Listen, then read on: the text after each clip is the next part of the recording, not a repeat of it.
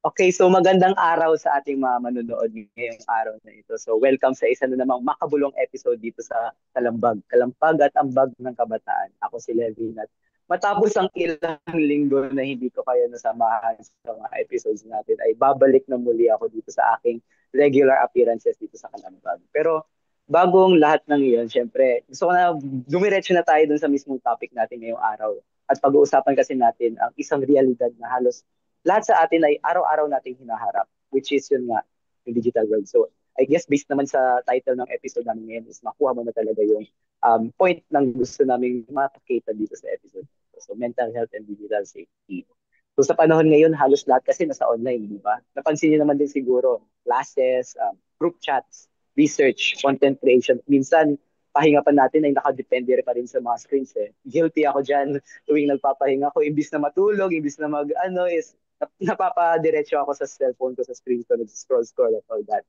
Pero habang nagbibigay ito ng opportunities, hindi rin natin maikakaila na may bigat siyang dala. Minsan may pressure, minsan may burnout, minsan may comparison ng cultures, misinformation, super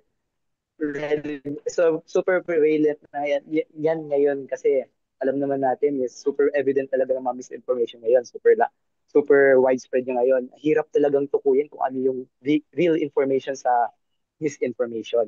At minsan, pagkawala ng sarili sa sobrang ingay ng internet, sa sobrang dami ng information, sa sobrang lawak ng internet, di mo talaga maguguluhan ka na lang talaga sa sobrang laki niya. So, ngayong araw na ito, gusto ko sana maglaan tayo ng espasyo para sa tapat at bukas na usapan. Hindi para sisihin ng technology, pero parang intindihan natin kung paano tayo mas maging maingat, maalam at makatao sa digital world. So, sama-sama nating paghugutan ng kwento, payo at pag-asa yung ating pag-uusapan ngayon. So, pero bago naman tayo magsimula is gusto ko muna mag-short recap muna tayo tungkol sa episode nung nakaraang linggo, which is, sige, Ate Rhea, pwede mo ba pangunahan? Ayan, thank you, Lavin. So, last episode, napag-usapan natin yung buwan ng pagbasa, which is very relevant, especially na sa mga school natin. May mga school na nagdiriwang talaga ng event na yun. So, I hope may kanya-kanya tayong mga na-celebrate during that month. Uh, so at episode na yun, sobrang happy ako kasi nandun yung mga kasamahan ko from Kidapawan. And of course, nandyan si Lian. And I hope sa next na episode or next na buwan ng pagbasa, I hope makakasama natin yung mga iba't ibang mga members ng Kalambag. And of course, before I will pass, I would like to congratulate Miss Mirna Isgara for bringing home the fourth runner-up during the Miss International 2025. Ayan, palakpakan natin. Thank you. Thank you, Ate Rhea. So, if gusto niyo panoorin na aming episode ng nakarang linggo or yung mga past episodes namin, if na-interest kayo dun sa pinento ni Ate Rhea na episode ng nakarang linggo, is pwede mo siya panoorin sa aming FB at YouTube page. So, lahat ng recaps is nilalagay lang naman namin doon. So, pwede naman kayo mag-skim through.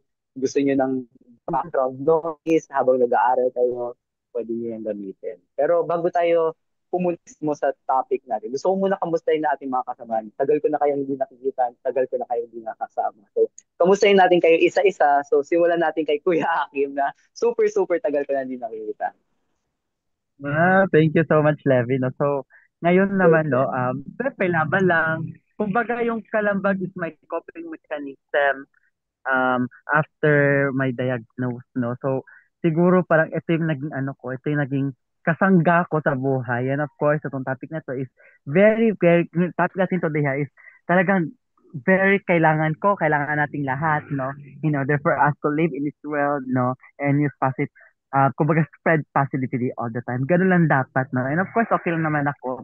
Tuloy-tuloy pa rin sa paggaling and really hope ma-achieve ko yung goal ko, which is alam niyo na yan lahat kasi na-announce ko na to sa how many episodes. Pero si Levin hindi niya alam, no, na ano, may type 2 diabetes ako as of now, no, and I try to reverse that and hoping na may remission na mangyayari. And I really hope, no, laban lang sa buhay ka. So back to you, Levin. Oh my gosh. Ngayon ko lang talaga Kuya Hakim na balitaan. Get well soon, Kuya Hakim.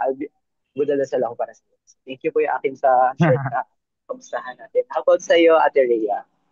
Ayan, same kay Kuya Akin, I'm very, very excited sa magiging topic natin ngayon. Ito yung talagang outlet ng karamihan to express themselves.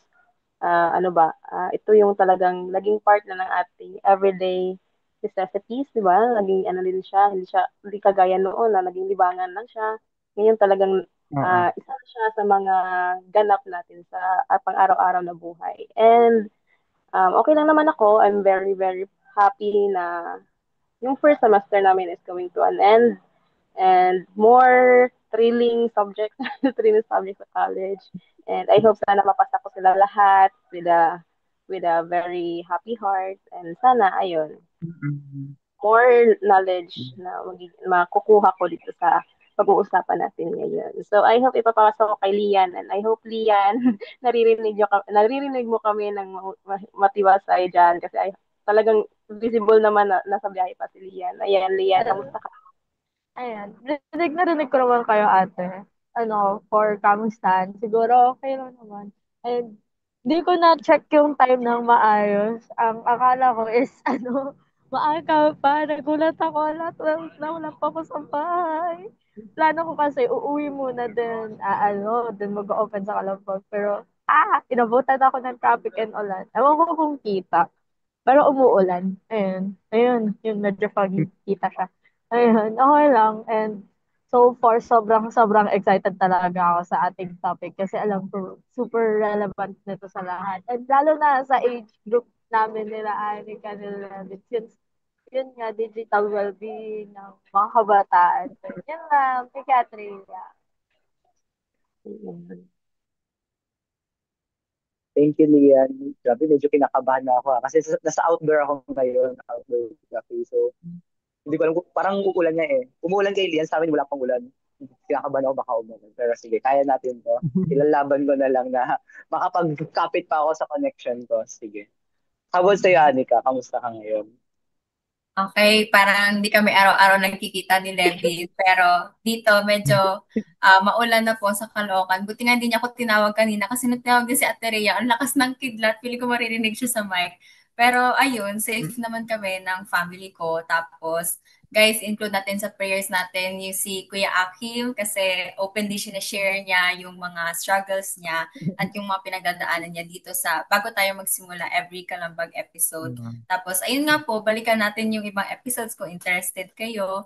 Tapos, nilolook forward ko din to na makapag-talk ulit kasi ngayon ko lang na-realize kung gaano ka-busy yung mga previous na Saturdays ko para ngayon is like very settled na siya. Parang magiging constant na siya ulit na sana makabalik ulit dito para sama-sama ulit tayo every Saturday. Yun lang. Thank you, Levin.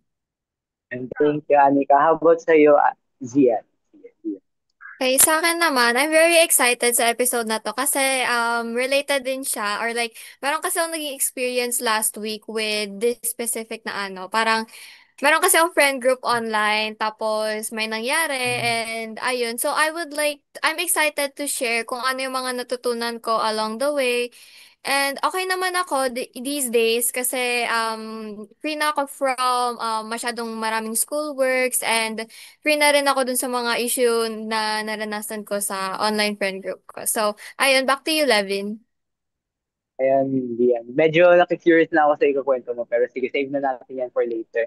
How about sa'yo, Ate Hana? Okay na ba yung mic mo? Sobrang charot. Pero yun na nga, good afternoon everyone. So, ewan ko siguro yung sa camera, pero papasensyahan nyo na. Pero, at least at the same time, okay naman dito sa Cavite. Maaraw, sobrang init. Grabe yung init. And, at the same time, kahit pa paano, maganda pa rin naman yung panahon, kahit sobrang init naman. Yun lang. Thank you, Ate Hana. So, since nakamusta na natin kayo lahat, huwag na tayo magpapitumpik-tumpik pa. Ibibigay ko na yung mic kay Anika na mag-host sa ating episode. Magsisimula na ating talangan. So, Anika? Yes, so nagbabalik ang inyong paboritong Mars na si Anika na magli-lead ulit sa Kalambag. Ito yung second time ko pa lang out of the whole time na na-involve ako sa organization na to, which makes it very, very exciting for me. And trinay ko talagang study to thoroughly. So, ayan, start na tayo. So, magiging honest muna tayo sa mga sarili natin na in today's world, yung mga phones natin, part siya ng sarili nating character and personality kasi nagiging extension natin sila. So, pagdating sa schoolwork, sa pakikipag-communicate, and para na rin ma-entertain yung mga sarili natin, hindi natin may iwasan na ginagamit natin yung mga phones natin. Tulad ng sinabi ni Levin kanina, kahit sa pagpapahinga, guilty siya kasi imbis na natutulog, ayan, nagtitiktok. Tapos, bago pa tayo mag-dive sa mga bigger issues na matatakan natin today, pwede nating i-ground yung sarili natin sa conversation na matatakan natin yung mga everyday experiences natin bilang mga kabataan, bilang the youth dito sa Kalambag na nagre-live sa digital age. So, para sa inyo, paano nyo mailalarawan ang araw mo bilang isang kabataan na halos palagi ka rin bang online? Sige, simulan natin kay Zian. Okay, so I would describe my day as siguro these days naman kasi parang medyo partially online na lang ako kasi kada may higa ako sa kama tapos magsa-cellphone ako, yung katawan ko na mismo yung bumibigay sa akin na magugulat na lang ako nakatulog na ako. So, syempre, as you said nga ate Anika, hindi naman may iwasan na halos lagi na tayong online kasi almost every material na binibigay in school works and stuff is ano na siya, in digital form na siya. So, syempre, you have to be online para ma-check yung GC notification, kung may gagawin ba or wala, especially sa group works. So, yes, I would say na palagi akong online and yung araw ko, okay lang naman siya. Like, uuwi ako sa school, medyo pagod ako. So, magche-check muna ako ng GC notifications para if ever man may gagawin, ganun. Tapos, if wala naman, tutulog ako, tapos gigising ako. Pero minsan, pagising ko, magugulat ako, ang dami ng notifications uli. So, ayun. Ayan, good to know, Zia, na hindi lang pala ako nag-iisa pagdating sa kailangan lagi kang online para makapaghabol or para makapag-keep up ka sa mga gawain. Since nakikita ng mga teachers rin yung accessibility ng mga cellphones natin, alam nilang lagi tayo nagsa-cellphone, kaya doon nila nilalapag yung mga assignments. So, para sa akin naman, hindi na nagiging less than 6 hours yung screen time ko, which is a bad thing. Pero kasi hindi ko siya may iwasan. Kailangan ko siya as an alarm, kailangan ko siya for reminders, yung notice board namin, very, very useful siya for my phone. Tapos, bukod pa yun sa leisure time ko na gusto ko para sa sarili ko. Tapos, syempre, pinagagalitan din ako ng nanay ko na binilan niya ako ng cellphone tapos hindi ko ginagamit pag hinahanap na niya ako. Kaya kailangan lagi talaga akong online. Parang imposible para sa akin na hindi ko siya nagagamit. So, para naman kay Ate Rhea, paano naman ang araw mo na palagi ka rin po bang online?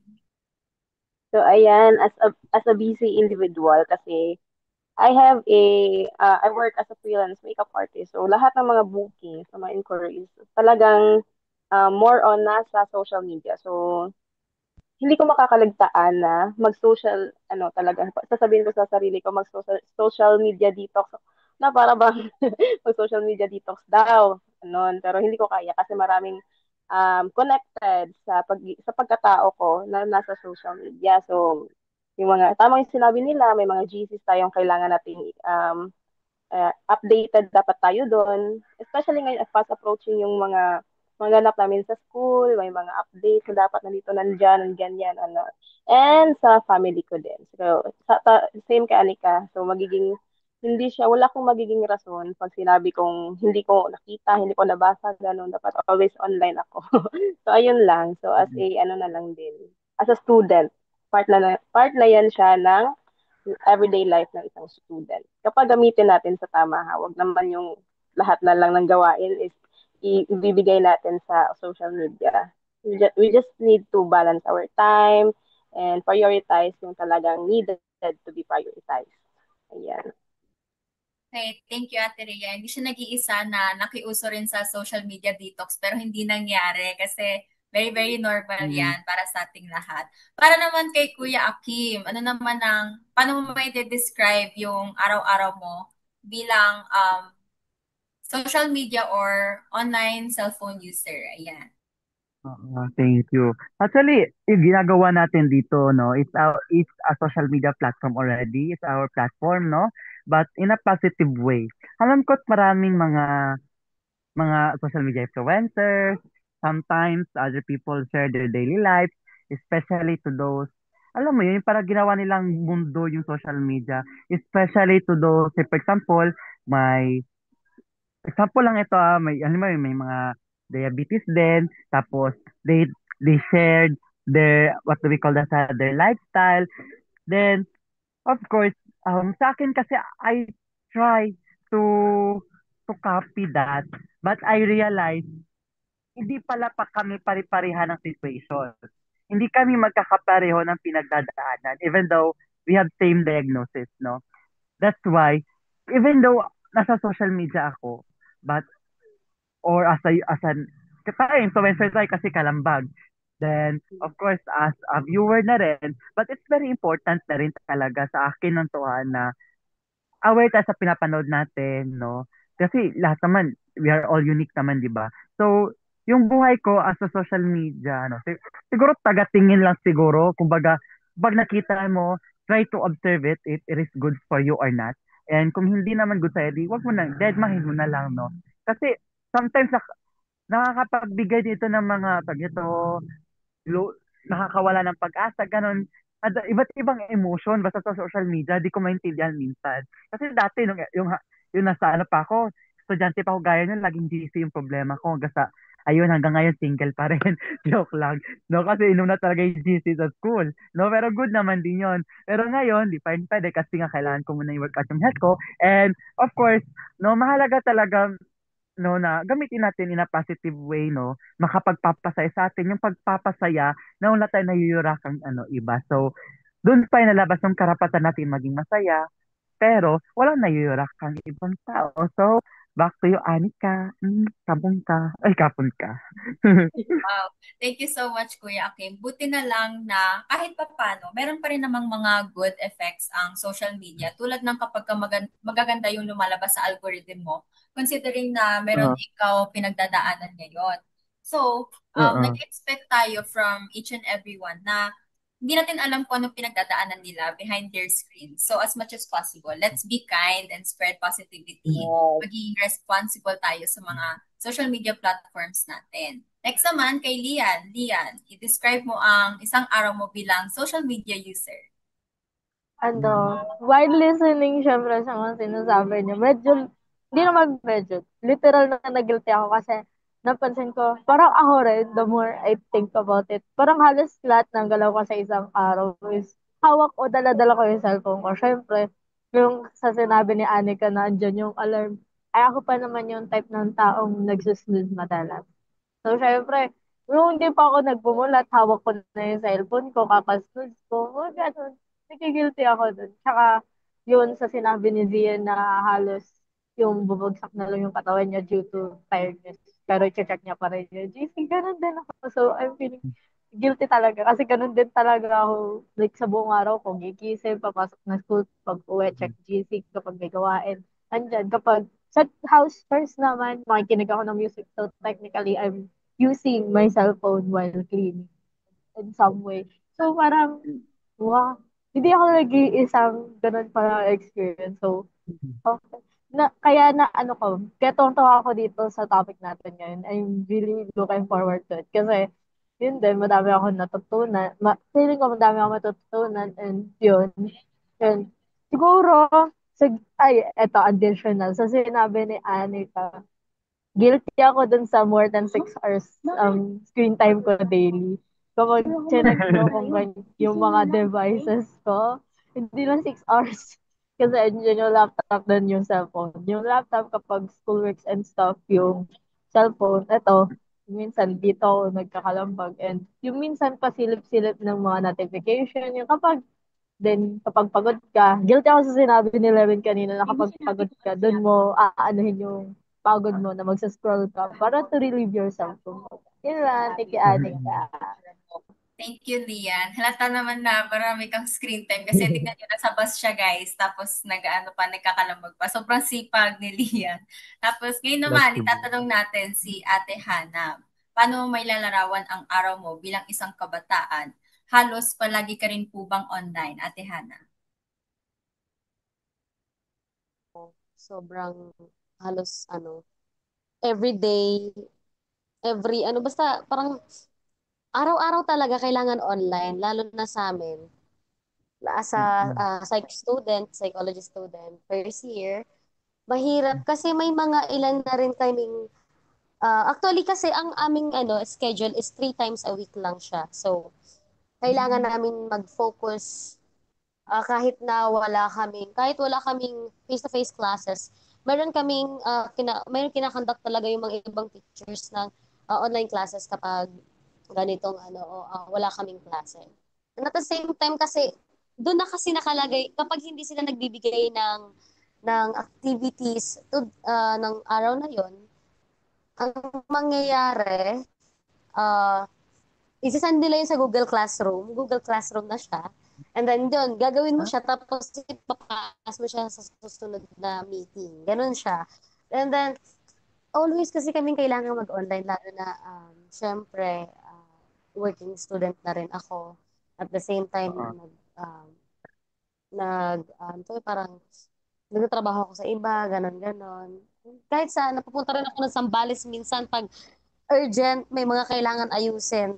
Kailangan ko talaga ng phone, kailangan ng online kasi nga, yun lang din naman yung isang way para for connection sa parents. Also, syempre ang layo din kasi ng Pampanga at ng Cavite. That's why, kailangan laging online. Syempre, bukod sa mga updates sa school, kailangan din syempre yung update sa parents at saka sa family. Yung connection sa family. Yun lang naman. Kaya lagi akong online talaga. Laging makikita online naman ako. So, parang very employed and busy si Ate Hana kasi nagagamit niya yung phone niya for convenience rin, hindi lang para sa schoolwork. Kitang-kita natin na Mm. nagsisipag din siya para sa work. So, ang pagiging online naman for the whole day, parang nakikita ko sa mga sagot niya na lagi-lagi talaga kayo nasa phone. So, yung digital world natin, yung mga buhay natin sa screen, hindi lang niya na-influence yung mga schedule natin. Actually, hindi natin namamalayan na kunwari, 10 minutes ka lang mag-scroll para lang mag-check. Uh, kapag kinumbine mo yun sa isang araw, ilang oras ka for just merely checking your phone. So, possible rin na ma-shape niya rin yung mga emosyon natin. Sipin natin na, kunwari, sobrang depressed ko na, tapos puro malungkot pa yung makikita ko. Tapos yung mga Mm. thoughts natin, yung sense of self ko, baka possible na mawala na lang ako bigla kasi yung algorithm ko medyo pangit, medyo naka-influence na nga, it's getting to my head na ganun. So, para tulad ng real world natin, pwede siyang either maka-lift up or pull down. So, we have to be very careful with what we consume in our phones. So, mapag-uusapan natin ngayon yung impact ng phones natin. So, sa karanasan nyo, paano naka-apekto ang social media or yung online world natin sa inyong mental health? So, tanungin muna natin si Ate Rhea. So the social media, it brings both positive and negative effects to each and everyone, di ba? Kasi hindi natin alam kung ano talaga yung after the video that we had scroll, after that, di natin alam ano yung magiging next, ano ba siya, positive ba siya, or nakakatulong ba siya sa atin. So, wala tayong control beyond that. So, yung magiging control natin is ano yung magiging reaction natin, ano yung magiging um, pag-absorb natin. So, i-control natin yung sarili natin to not be uh, affected by those contents. Kasi sa panahon ngayon, yung pabata ng pabata, yung users ng mga cellphones natin. So that is why mas easy na lang yung pag-spread ng iba't ibang video, yung mga iba nga talagang mas alarming yung mga contents na talagang hindi akma or hindi nakakabuti sa atin. So that is why kung nasa sa atin yan yung control na kung makakagain ba tayo ng what you call that lesson or nakakatulong ba siya sa atin. Kasi once we enter the social media world, it is another dimension. Parang ganun. Parang nasa ibang planeta yun kapag nasa social media tayo. Kasi, diba, let's just say, for example, nakahiga lang tayo, tapos we're just scrolling. Iba't ibang topic yung napapasukan natin na natin alam na, ay, ganun pala, napasukan na pala natin yung ganung mundo. And it Mm. is very, talaga sa atin. So that is why we need to control isa na sa naging topic namin is yung curiosity before. We need to manage our curiosity. Kasi once na naka-enter tayo doon, it kills. Di ko alam sino sa nakasabi ng curiosity kills. So, ganun. We are old enough to to to limit ourselves from those things. So that's why always be mag-comprehend tayo ng mabuti. Yes, thank you so much, Ate Rhea. So mukhang para sa'yo, nagiging ibang dimension na yung social media or yung phones natin kapag ka masyadong madalas or kapag ka nagiging sobrang attached na natin sa online world na pinaperceive ng ibang tao para sa'yo kasi ngayon yung nako-consume mong media. Para naman kay Levin, paano nakapekto ang social media sa ah, mental health mo?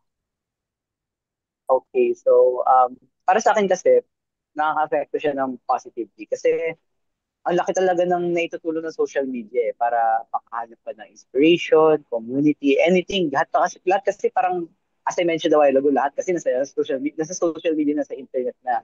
So marami akong natutunan online bilang na hindi ko usually makikita sa classroom.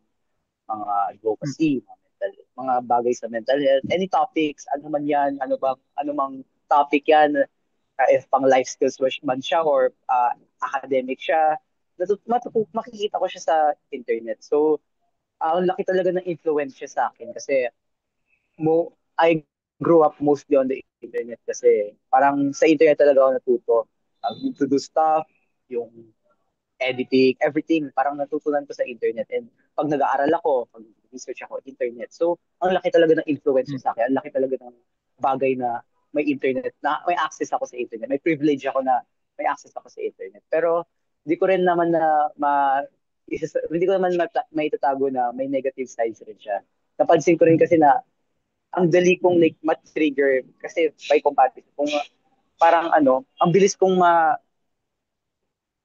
may word siya ngayon kasi, if familiar kayo, ang bilis ko ma-rage debate. Parang may mga topics, may mga opinions online na ang bilis kong mag-react, ganon. And I think it's a bad thing. Kasi hindi man maapektuhan yung mga taong sinasabi ko, pero yung mga tao, pero ako naapektuhan ako. So, it could be a source of like stress, ganon. In a way na like, Mm. may mga bagay na like, nagdudulot ng stress doon. Pero I believe, parang double-edged sword nga siya, hindi mo talaga maiwasan. I believe na kailangan mo lang talaga is matuto ng tamang paggamit ng social media, tamang paggamit ng internet, things like that na ugali mo na this thing is hindi ka dapat magpapa-apekto sa mga ganitong bagay. And sorry kung medyo tumitingin ako kung saan-saan. Kinakabahan kasi ako kung uulan ba eh. Kasi medyo nagta-thunder. I don't know if naririnig nyo ba. Medyo nagta-thunder. Tapos, ang halakas ng hangin. So, ang presko, pero natatakot ako. So, laban na lang, if ever. Okay, Bumalik si mag-ingat Anika. ka dyan, Levin. Thank you. So nakikita ko naman sa reflection ng work ni Levin, kunwari sa classroom namin, sa mga task, ganun. Sobrang laking help naman talaga ng internet or paggamit ng mga phones. Pero hindi niya napapansin na it's getting to him na, nare-rage bait na siya, nasa-stress siya para sa wala. Tapos na wala pa siyang tulog dahil dyan, nag-scroll-scroll siya. Pero may kita nga natin na meron siyang good at bad effects. Pero hindi ko in-expect yon na magiging isa sa mga sagot natin dito na meron siyang good effects. Kasi parang mas akala ko mag-anchor tayo ngayon sa kung paano natin lalong may ingatan pa or may improve yung experiences natin sa online world. Pero mabuting nakikita ko na meron pa rin stand or side na naka-benefit para sa kanila yung paggamit ng social media. Para naman kay Kuya Akim, ano naman para sa iyo ang epekto ng social media sa mental health mo? Ayan. So, maraming salamat. So far, okay naman, no? Kasi, just like what you said a while ago, Anika, especially on social media, when we scroll, um, sometimes it matches on what we feel, no? Like, halimbawa, sad ka, pwede yung lumalabas. Kung happy ka, depende rin kasi sa sinesearch mo eh. Malalaman natin yan sa mga ano nyo, sa mga search ano nyo yan. Doon talaga yan magre-reflect. But sa akin kasi, before, I tried to search some of experience ng iba, no? Don't, wag kayong mag-alala if I try to to share this video because I try to also to embrace myself after, kumbaga gusto ko lang i-restore yung sarili ko, yung confidence ko after nung nangyari sa akin, no? So, parang ito lang din yung coping mechanism. Kumbaga, I am just using this in a positive way, no? So, naka-apekto siya, una-una. Siguro, yung lagi kong sinesearch yung word na diabetes, ganon, chocho, diabetes, ganon, ganyan. Hanggang sa dumadating yung point na nagiging nakakanega na siya to the point na may lalabas na na if you have diabetes, watch it. Tapos yung intro nun is yung puputulan ka ng daliri, ganon. Which is nakakanega siya, di ba? Kahit naman tayo tumingin nun, Diyos ko, walang may gusto nun. Kaya muntik ako na-depress. But inisip ko, di naman siguro lahat ganito. Depende lang kung paano mo ingat yung sarili mo. And instead na magpakalulong ako doon, I try to reverse it na manood ng mga funny videos, ganon. Of course, pageantry. I really love pageants talaga, no? So, it's very important na yung positive no? Yung sabi ni Levin kanina, maka-motivate siya, maka-inspire, no? Magandang way din yun. However, agree naman ako sa sabi ni Rhea kanina na minsan, especially sa mga bata, na may mga times na napupuntahan nila napapasok nila yung mundo na hindi pa dapat akma sa edad nila, no? Na-share ko yan last episode, no? Na dati, books pa lang dati, yung mga bata, instead ng mga storybooks, yung hawak na is Precious Hearts Romance na books, alam niya ni Rhea, di ba? Na-share ko last time, no? Yung mga Precious Hearts, ha? Kasi nakakita ko ng friend ko, yun yung hawak niya, 10 years old pa kami nun. Ha? Ewan ko, so, Precious Hearts Romance, pero nakita ng nanay ko din, ayun, sabi ni mama, bawal pa daw. So, hindi ko naman binasa. Pero, ayun, yung medyo malaki-laki na ako, na-curious ako, ano ba naman neto? So, dun, kumbaga, balikan yung episode na yon, talagang doon yung matutunan. Books pa lang yun ha, how much more social media, how much more this kind of platform, social media, na napakadali ng i-access. So, I remember the answer of Iliana Adwana during Miss Earth 2024, 2023 rather, na it's okay yung mga bata humawak ng phone, but with the guidance of their parents, no? There's no age na sabing dapat gumamit ng cellphone.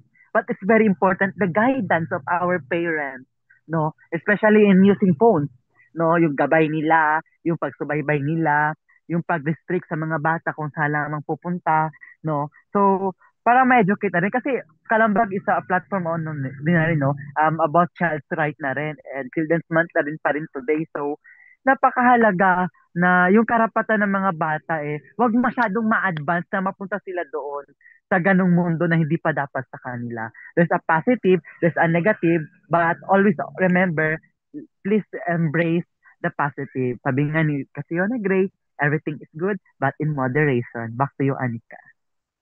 Wow, yes. Pwede, next year 2026, miss you pa ako yakin.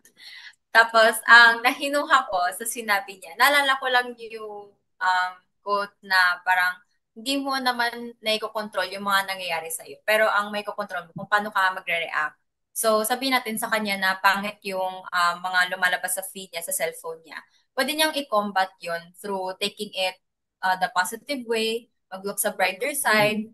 Kung isang pindot lang magbukas ng Facebook, isang pindot lang din maghanap ng mga funny videos para ma-lift up yung mood mo. Ganun.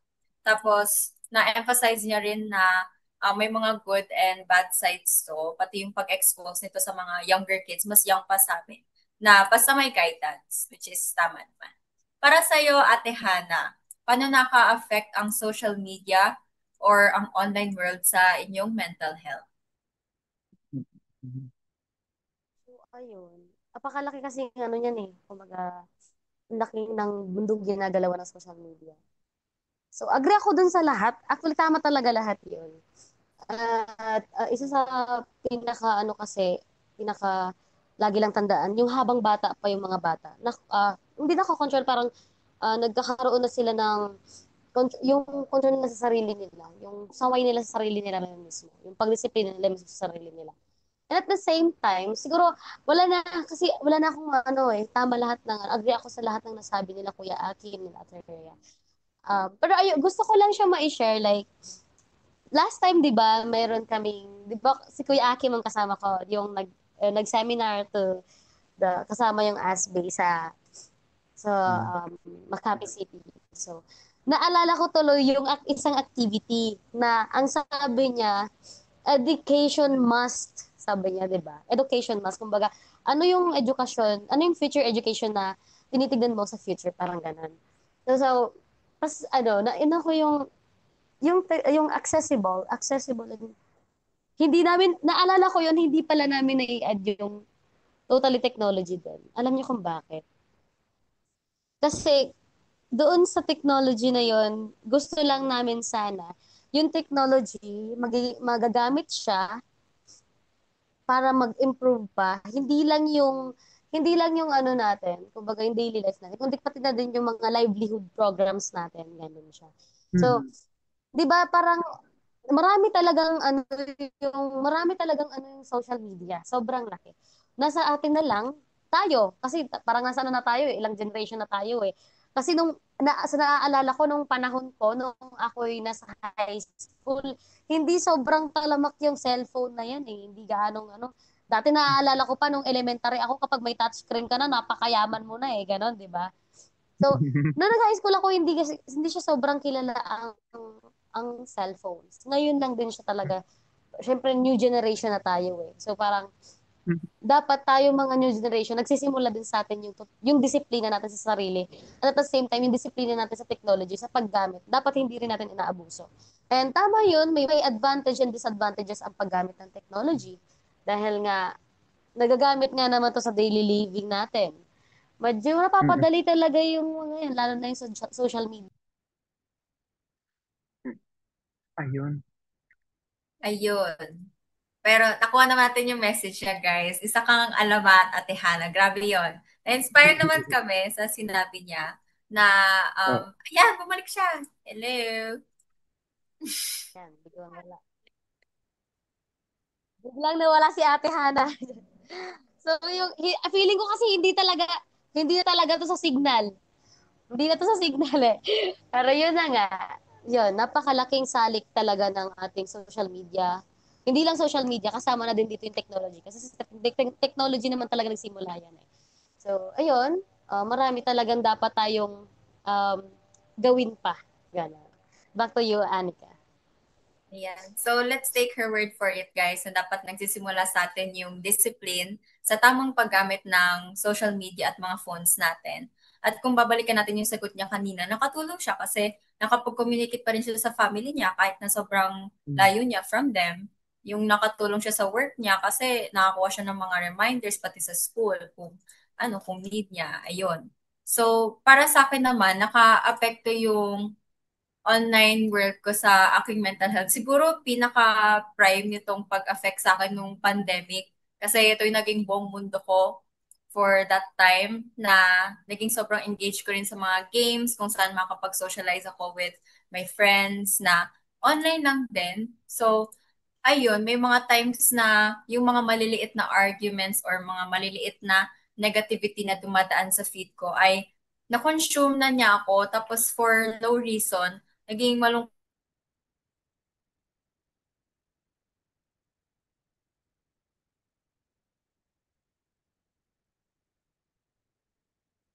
So, that's it, no? So, ganun talaga yung problema ng so ano. Wala si Anika, right? Ayun. Tama ba na wala si Anika? No? So, nawala rin si Levin.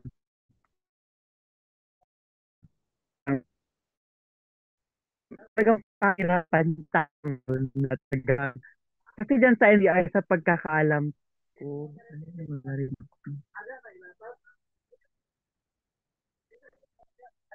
Nawala rin ako ba? Ayun, lumalaban si lumalaban si Hanika. Kasi dyan sa NCR ngayon, pagpasensya niyo na po.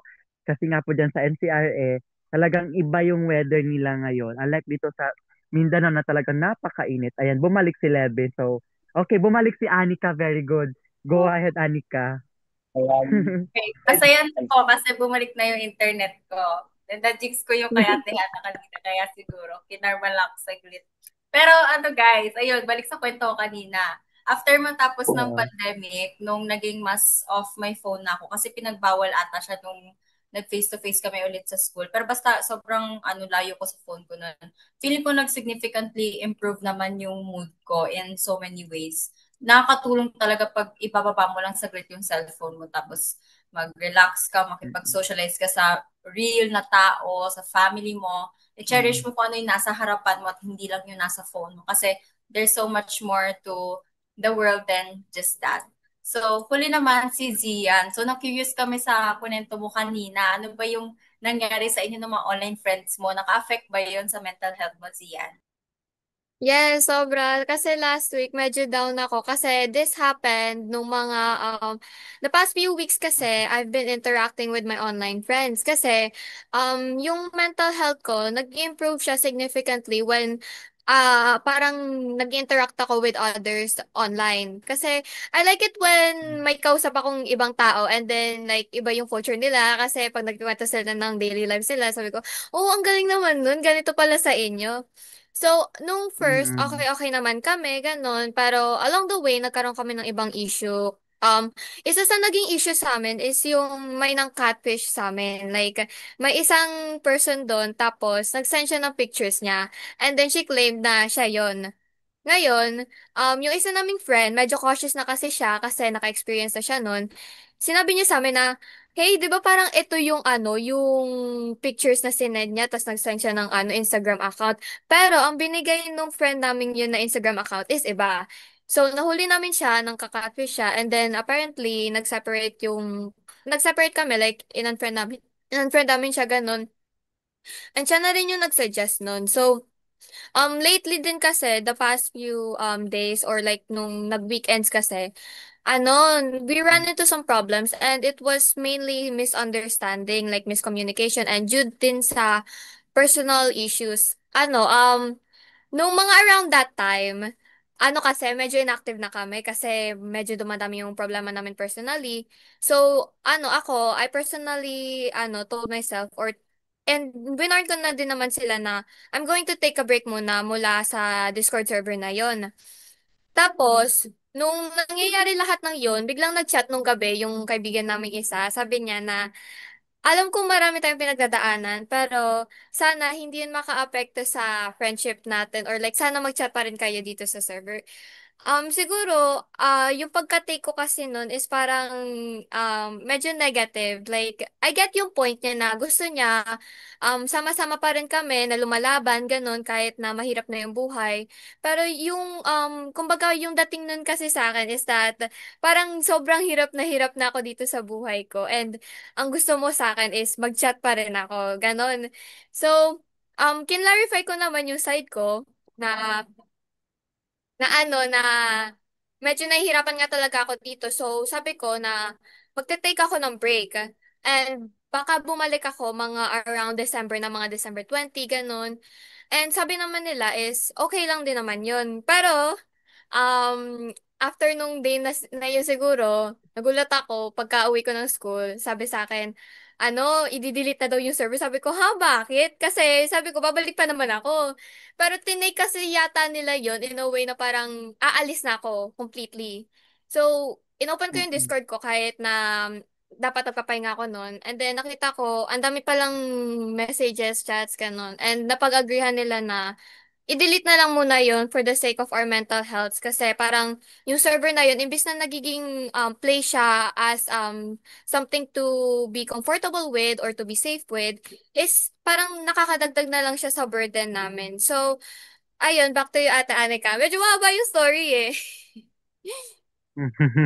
Buti na lang nakapag-share ka at nailabas mo yung thoughts mo dito. Dahil hindi naging comfortable yun para sa'yo, sana dito ay naging okay lang para sa'yo na i-express yun. Kasi may kukuha natin sa sinabi ni Zia na una, dapat lagi tayong maging maingat. Hindi nila alam na kinakatfish na pala sila kung hindi pa mako-confirm nung isa ng mga friends nila. Tapos, pangalawa, makita kong medyo high maintenance yung friends ni Zian na kailangan lagi nagchat-chat. Pero let's remind everyone na hindi siya necessity para lagi kang maging online. Huwag kayo nagpapadala sa mga peer or social pressures online. Tapos, pangatlo, ayun, feeling ko for the best naman talaga yung naging mutual decision nyo na makapagpahinga, i-take off niyo muna yung sarili nyo dun sa servers na yun. Kasi kung tutusin naman, kung hindi para sa app na yun, sobrang dami mo pang may explore, marami ka pang magiging friends from different cultures, maaaral mo rin yan sa ano, halimbawa sa pag-travel, pag nilook up mo yan sa YouTube or TikTok, ganyan, marami ka na rin makukuha from them. Hindi necessarily kailangan na lagi kang kulong dun sa circle of friends mo na yon. So sana mag-lead lang sa good things yung mga bad na nangyari previously. So, grabe, sobrang bilis ng oras tuwing nagkakalambag. Hindi ako makapaniwalang patapos na rin tayo, guys. So, para i-close natin yung meaningful conversation natin, alam ko marami pa tayong pwedeng mai-tackle, pero i-save na lang natin siya for another episode. Pwede ba tayong mag-leave ng message of encouragement para sa bawat young person na currently involved sa ating digital world? So, para sa atin, mga speakers today, ano ang mensahe mo para sa kapwa-kabataan tungkol sa mental health at online safety? So, simulan natin kay Ate Hana.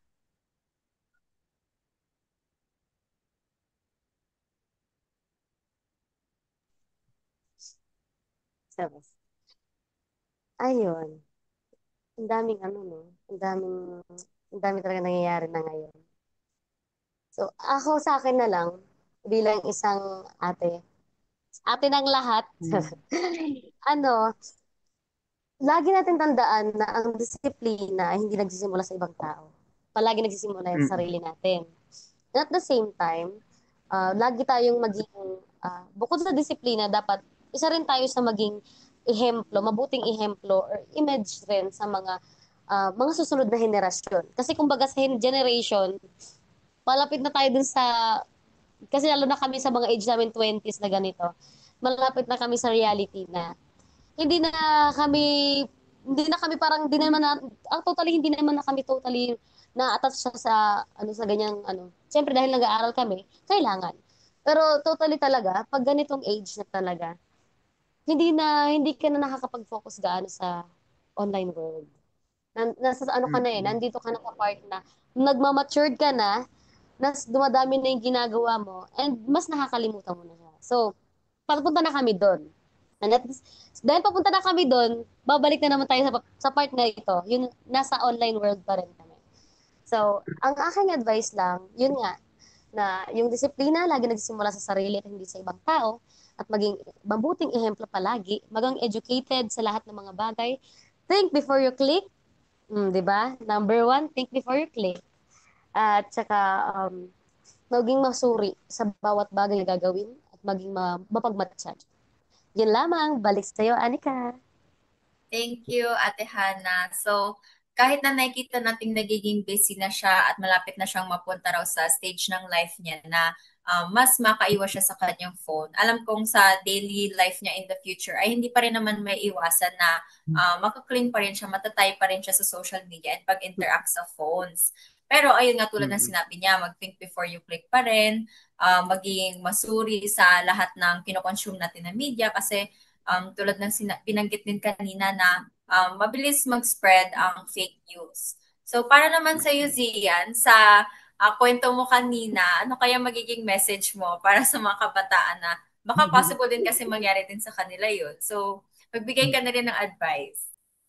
So, ang napulot ko dun kasi sa shinare ko kanina is that unahin mo muna yung sarili mo. Like, if sa tingin mo pagod ka, tapos, ayun nga, parang nadadaman pa rin yung attention mo, I think na focus ka lang muna sa sarili mo. You don't need or owe anyone an explanation or kaya hindi mo naman sila ino-owe ng attention.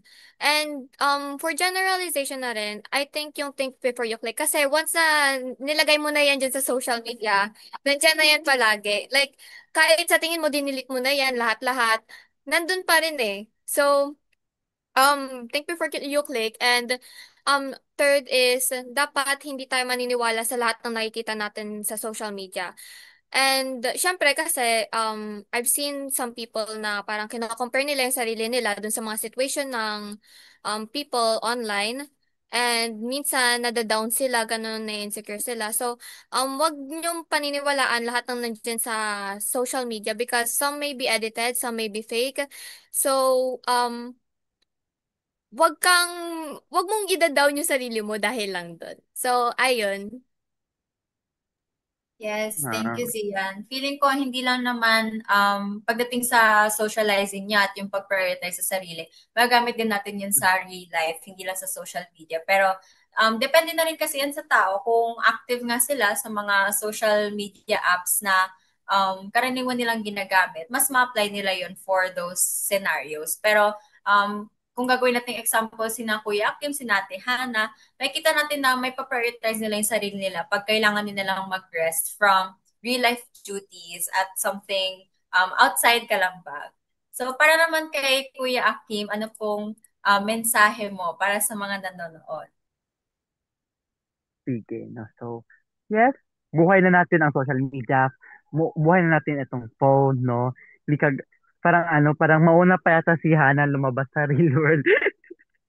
Kanina. So, hindi naman, no? Talagang tama si Anika na kahit na ganun pa man talagang kailangan pa natin ng phone to communicate.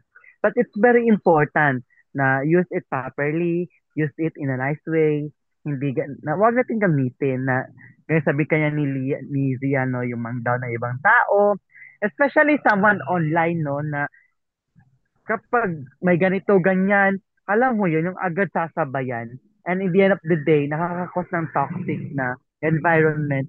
Hindi lang sa isang tao, kundi sa mas marami pa. Eh kasi ganito ka, eh kasi ganyan. Try to embrace yourself or try to make yourself as an instrument to others na ma-embrace nila yung sarili nilang weakness and turns it into their strength. Because that's very important nowadays, no? Yes, all of us facing different challenges, no? Magkakaiba man tayo ng paang tinatapakan, magkaiba man tayo ng sapatos na isinusuot, magkaiba man tayo ng pinagdaraanan sa buhay, but it's very important that using social media as our way to coping up sa mental health ay talagang necessary nowadays. And wag natin laging isipin na yung social media is puro negative ganon. Tayo mismo, parang sabi nila tayo mismo yung magtatakda ng sarili nating kapalaran sa social media. If we want to spread positivity, then why not? No, wag din negativity. Itanggalin natin yan. And lastly, of course, that's the reason why I really love pageantry is because of the advocacies as well. And kaya sa Kalambag, of course, we have our advocacy here. And sana yung ibang tao rin, no, sana yung mga kabataan natin build your own advocacy or participate in different organizations that would help our community, pa social media man yan o face to face. And of course, do not trust sa ibang mga dating apps na rin na kung saan ka dinadala ng mundong yon. And it's because, especially mga depressed yan dahil walang jowa. Ano ba yan? Maghintay lang kayo ng tamang pagkakataon. Pagdasal nyo lang yan, darating din yan. No? Huwag masyadong magmadali pagdating dyan. Oo. No? Baka mamaya mapunta ka sa maling tao and ayun, karma di gabra ang abutin mo. So napaka-importante na yung social media gamitin natin sa maayos, spread positivity, lagi ko yung sinasabi, and of course, spread love through social media. Thank you so much, Bakyo Anika. Yes, pag Miss Universe talaga yung sagot niya, guys. Parang see the beauty in within yourselves. Ayan, parang natamaan din si Ate Hana sa sinabi kanina na maghintay na lang daw sa tamang tao. Huwag na mag-dating apps, ha? Ayan, maging maingat tayo sa mga nakikita natin. Babalik natin dun sa topic na maging masuri, Ate Hana. Parang para sa itong episode na to eh. Ayan.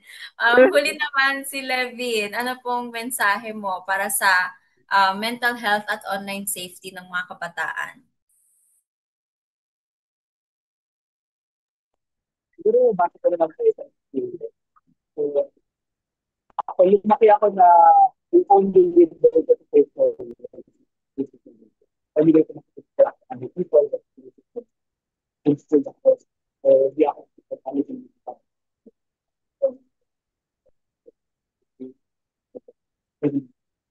Ito yung sabi ko lang, hindi ka yun yung kasi is something na hanggang ngayon, hindi ko pa rin siya masyadong na critical na mistake ko. So it's something na alam mo. Kasi dati, it's something hindi ko talaga.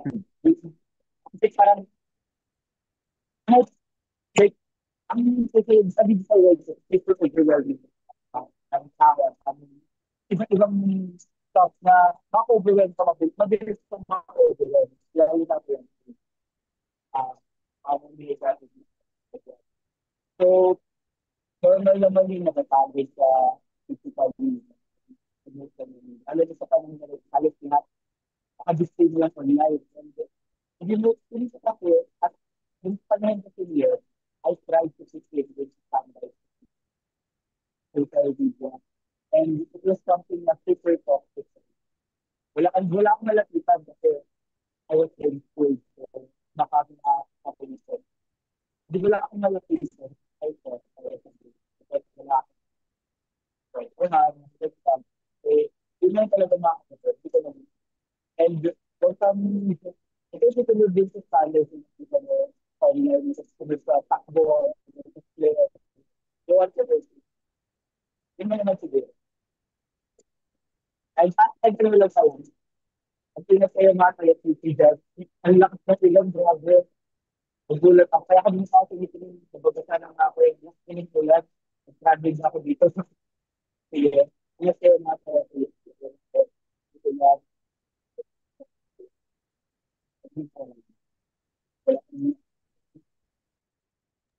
Okay. So, parang medyo narinig ko kay Levin na lumalakas na yung ulan sa kanila.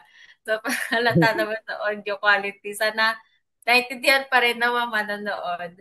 Pero magpo-proceed na tayo sa last message galing sa paborito niyong Mars. So, para sa akin, ang makukuha niyo lang from me ay life is not a race para i-compare mo yung sarili mo sa mga nakikita mo sa social media.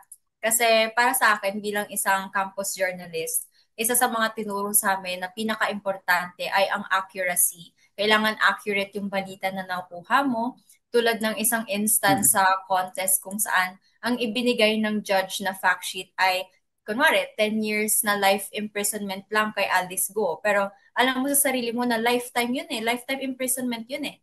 So kung magkukusa ka na papalitan mo yung facts na yun kasi alam mo kung ano yung totoo sa hindi, at tunay nga na nilito lang sila ng judge. So yun yung isa sa mga nangyari nung contest na nilabanan namin tulad ni Levin. So mag-fact check tayo tapos ayun ipoprotect natin yung peace natin tulad ng sinabi ni Zian kanina, uunahin ang sarili, maging healthy, hindi natin dapat lagi sinusunod yung mga cravings, mga masasarap na mukbang na lumalabas sa TikTok ko ng mga midnight na kaya napapakain ako ng hindi healthy. Tapos syempre wag mong kino-compare yung journey mo sa iba kasi palakpakan mo lang sila at darating din yung time na sila nang papalakpak para sa iyo. So kung hindi mo pa oras, alamin mo na sinadya yan ng Diyos, may kailangan ka pang aralin, may kailangan ka pang pagdaanan bago mo makamit yung gusto mo na yon.